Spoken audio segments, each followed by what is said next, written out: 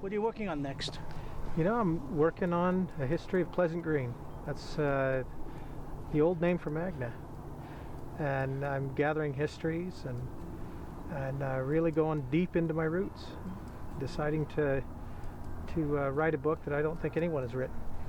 That's awesome. So a history that not a lot of people know. I think I've learned a lot. Learned a lot about Magna, about Utah's history. Actually, if we just learn about one place in specific, we can't help but learn beyond what's there. You know, this right here was a part of Pleasant Green. This Wow. is right, we're sitting right on the line between Tooele County and Salt Lake County. Wow. And the old Pleasant Green precinct topped right up against here. Right there, you can imagine an old pier going out right here in front of us. You can imagine the old resort that used to be here. There was a resort here in the 1880s. All right. You know, there's right next to us, there was the Garfield Resort.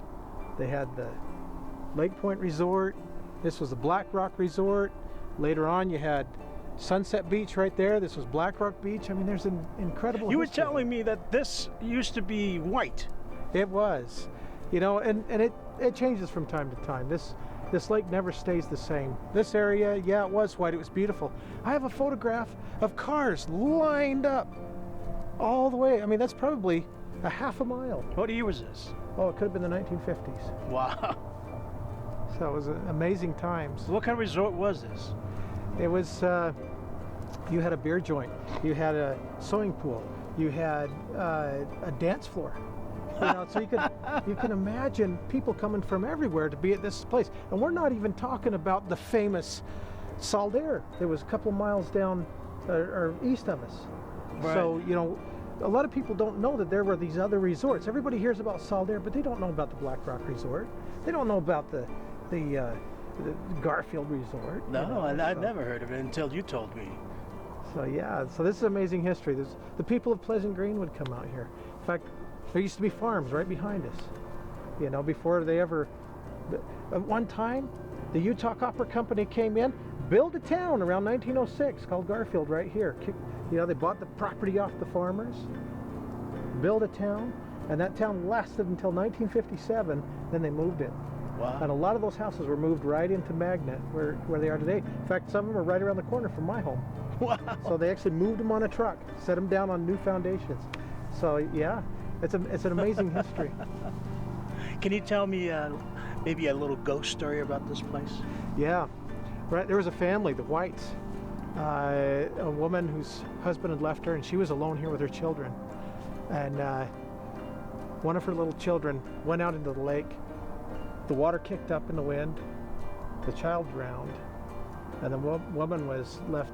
I think it was just her and her daughter after that. But what she would do, this was probably in the 1850s. This is way back.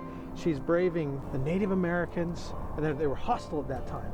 So, you know, she's got this little business where she's boiling salt out of the water, and she's just living on her own in this little hut. And so, you know, it's nothing like the famous Heber C. Kimball house that's up where the highway is now. We're talking just this little hut that she's living in, and she braved it for a long time. And what's interesting is some people came out to check on her one time, and she was just gone. Nobody knew what happened to her. And I've heard stories where people have talked about seeing a silhouette of a woman out in the water, kind of like looking at those pilings out there. But just this lone silhouette of a woman as if she's out there wading the water looking for somebody. So, you know, it's really quite a story. And that's a true story. Oh yeah, that's an absolutely true story. So it's, in fact, you can find the story of the White, her last name was White, the White woman, in the, I think, some of the Tooele historical archives. It's amazing. So, Tooele County Historical Society, I think. This is quite a view. It is. This is just gorgeous. You can't get better than this. Thanks, Robert. Hey, thank you. Thanks for your stories and for your history. And this place means something different now to me. And that's really quite amazing. That's what story's all about, huh?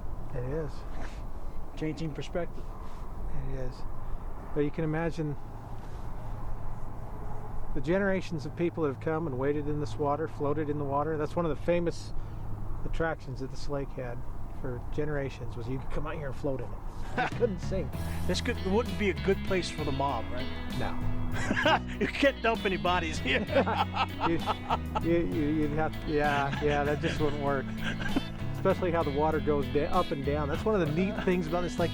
Water fluctuates. Sometimes it's up high, even above where we're sitting. Sometimes it's lower than where it is now. So it can go down to puddles. There's a lot of flies around here. Yeah. Oh, mosquitoes, I think, huh? They're coming after us. All right. Well, thank you. Hey, thank you. Let's just enjoy the view. As we slap the mosquitoes. Yeah. Hey, there's a bat right there. Look at that. Yeah. Come eat mosquitoes.